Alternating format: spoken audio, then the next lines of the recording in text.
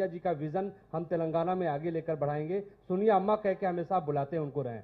सवाल ये है कि किस तरीके से कल अपने आला कमान को ये सारी बातों को बताएंगे और तेलंगाना के भीतर जो आप करने जा रहे हैं ये कितना बड़ा गेम चेंजर होगा।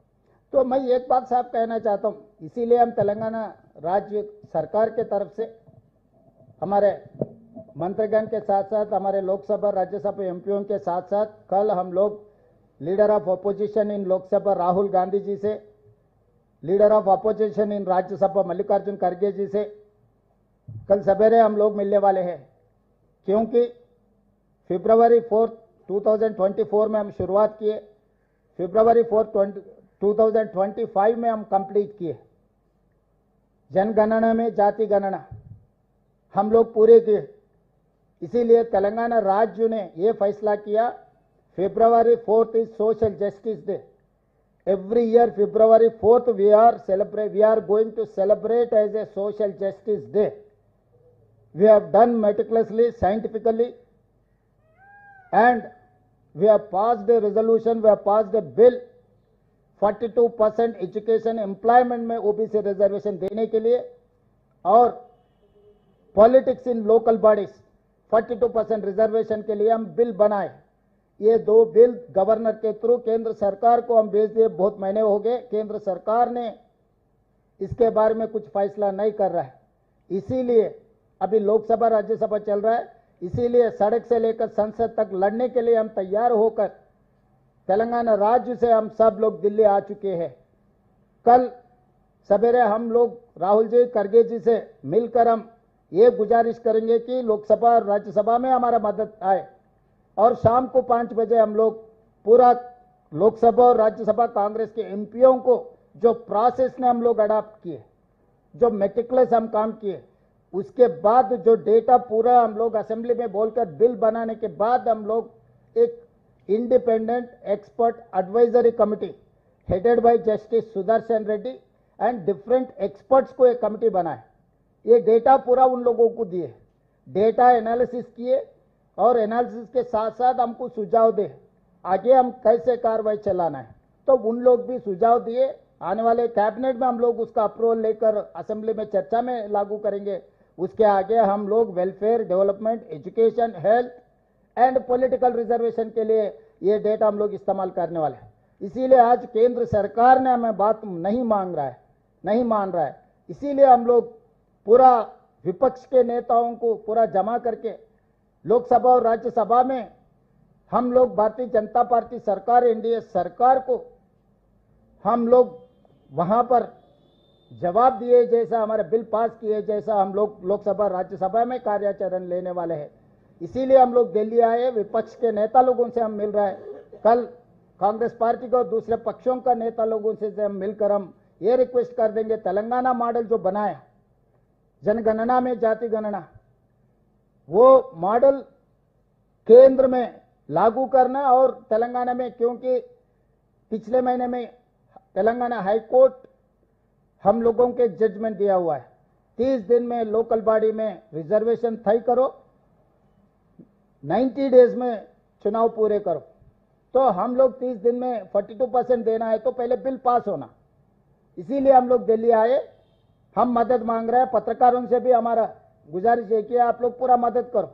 ये किसी व्यक्ति के लिए नहीं, एक जाति के लिए 100 साल के बाद 1931 में ब्रिटिशर्स ने किए, उसके बाद हम लोग ने किया, तेलंगाना ने किए। 100 साल के बाद ये मुद्दा आए, ये मुद्दा को हम अमल किए। जब मंडल कमीशन आया, पूरी तरीका से मंडल कमीशन लागू नहीं हुए। मंडल कमीशन भी रिपोर्ट दिया हुआ है ये ओबीसी बैकवर्डनेस के बारे में, मगर तब पॉलिटिकल क्राइसिस कुछ था। मगर आज के तारीख में हम लोग सब तैयार होकर आने वाले दिनों में केंद्र सरकार को कैसे जवाब देना, केंद्र सरकार से हमारा जो काम है काम लेना, उसके लिए हमारा रणनीति तैयार है। वही हिसाब से हम लोग आगे लड़ने वाले। आगे हम लोग ओबीसी रिजर्वेशन लागू करेंगे। 2029 Lok Sabha elections is the litmus test for OBC reservation बढ़ाने के लिए। पहले केंद्र सरकार ने कहा जनगणना में हम जाति गणना नहीं करेंगे, सुप्रीम कोर्ट भी एफिडेविट दिया हुआ था। मगर तेलंगाना में हम ये करके दिखाए। उसके बाद केंद्र सरकार ने उनके सोच धारे को बदल लिए। आज 2026 जाति गणना में जनगणना में जाति गणना के लिए अभी आदेश दिया हुआ है। तो इसीलिए रिजर्वेशन बढ़ाने का दूसरा जिम्मेदारी। अभी तक जनगणना में जाति गणना करने के लिए केंद्र सरकार तैयार नहीं था, मगर तेलंगाना में हम लोग ये काम करके दिखाए। कैसे करना, एक रोड मैप बना दिए, रास्ता दिखाए। By compulsion government of India has agreed to accept this caste census including cast.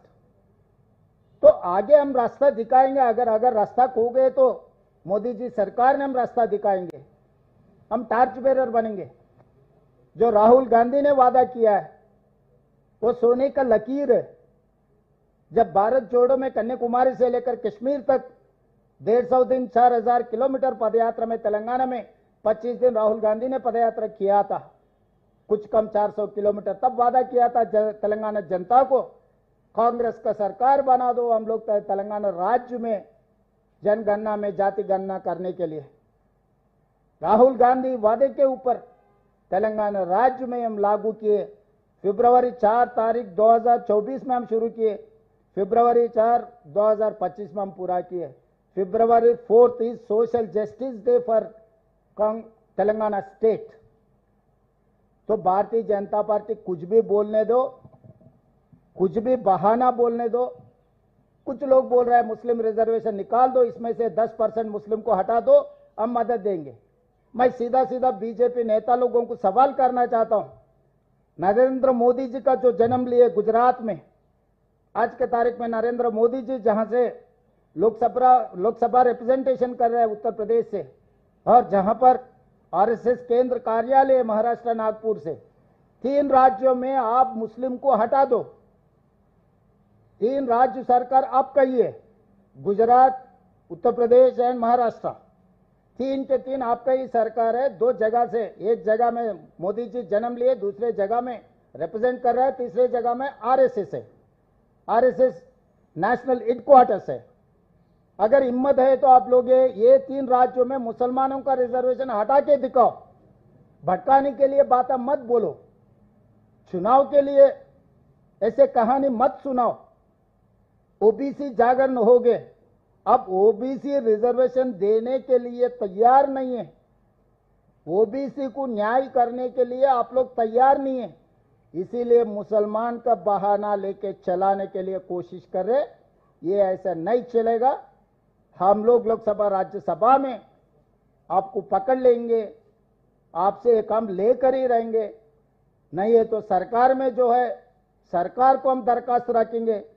सरकार में जो कुर्सी में बैठा है वो नहीं सुने तो कुर्सी से उतार दे के हमारे नेता को कुर्सी में बैठकर बिठा के हम लोग ये काम कर देंगे।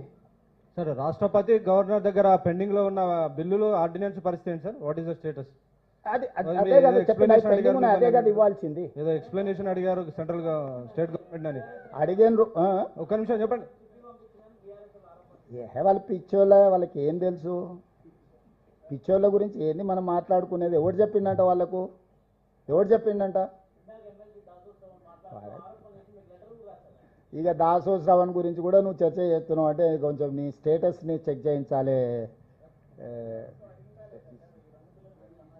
వాళ్ళు క్లారిఫికేషన్ అడిగింది. అది ఆల్వేస్ నువ్వు ఏ బిల్లు పంపించినా సమాచారం అడుగుతారు, దానికి సంబంధించిన వివరాలు అందించడం అయిపోయింది. అది ఇప్పుడు కేంద్ర